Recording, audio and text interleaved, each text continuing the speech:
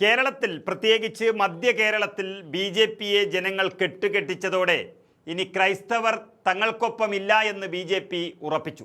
അതോടെ ജോർജ് കുര്യൻ്റെ കേന്ദ്രമന്ത്രിസ്ഥാനവും തെറിക്കുകയാണ്. അതായത് മണിപ്പൂരിൽ ഇല്ലായ്മ ചെയ്യുമ്പോഴും ഛത്തീസ്ഗഡിൽ കന്യാസ്ത്രീകളെ ആക്രമിക്കുമ്പോഴും കേരളത്തിലെ ക്രൈസ്തവരോട് വലിയ സ്നേഹമായിരുന്നു ബി.ജെ.പിക്ക്. കാരണം വലിയ വോട്ട് ബാങ്കാണ്.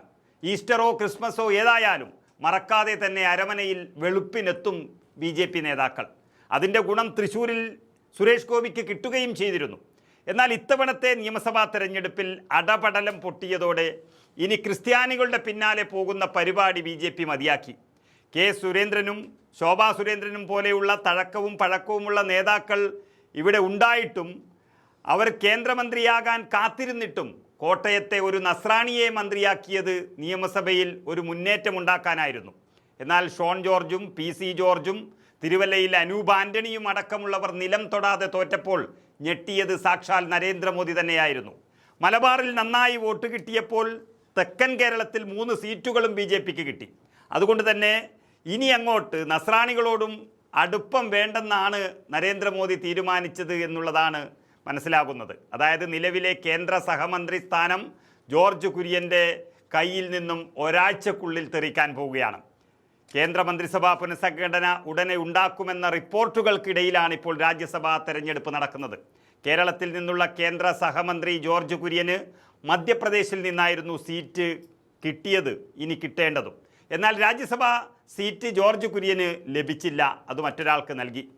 ബി.ജെ.പി പ്രഖ്യാപിച്ച ലിസ്റ്റിൽ കുര്യൻ ഇല്ലാതെ വന്നതോടെ മന്ത്രിസ്ഥാനം പോകുമെന്ന് ഉറപ്പായി കഴിഞ്ഞു.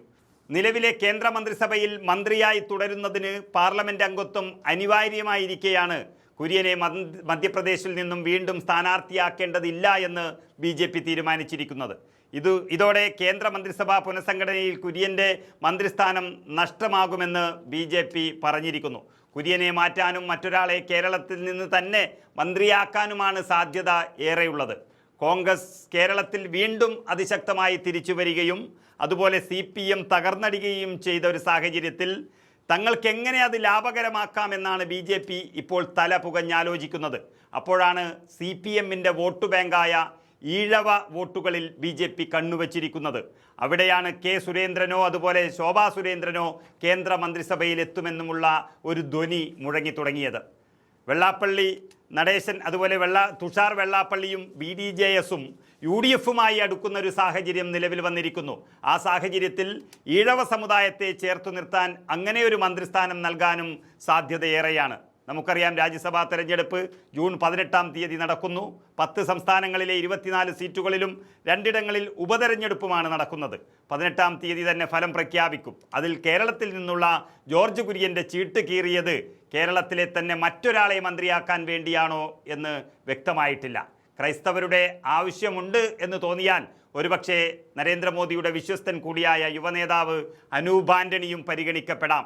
പൂർണ്ണമായും ഹിന്ദുത്വ അജണ്ടയിലേക്ക് തന്നെ നീങ്ങാനുള്ള നീക്കം ബി.ജെ.പിക്കുണ്ട് എന്നാണ് അറിയുന്നത്. ന്യൂനപക്ഷങ്ങൾ UDF-നൊപ്പം നിലയുറപ്പിച്ച ഒരു സാഹചര്യത്തിൽ അതുമാത്രമേ കേരളത്തിൽ നടക്കുള്ളൂ എന്ന് ബി.ജെ.പി കരുതുന്നു.